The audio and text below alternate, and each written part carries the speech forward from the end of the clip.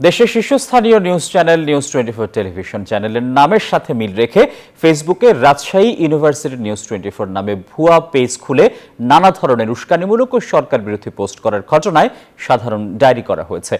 শনিবার রাতে নিউজ 24 টেলিভিশনের রাজশাহীর staff reporter Motiur Murtuza Boalia model থানায় সাধারণ ডায়েরি করেন। জিডিতে উল্লেখ করা হয়, এই ভুয়া ফেসবুক পেজ থেকে প্রধানমন্ত্রী, সেনাবাহিনী সহ সরকারের গুরুত্বপূর্ণ বিভিন্ন দপ্তর নিয়ে নানা রকম অশ্লীল ও বিভ্রান্তিকর পোস্ট করা হয়েছে।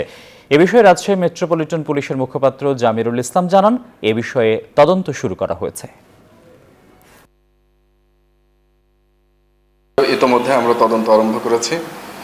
প্রাথমিকভাবে আমরা ধারণা করছি যে কুচক্রী মহল যারা গুজব এবং প্রোপাগান্ডা সৃষ্টির মাধ্যমে বিভিন্ন হিংসাত্মক সহিংসতায় প্ররোচিত করে আসছে, তারাই এই কাজটি হয়তো করে থাকবে।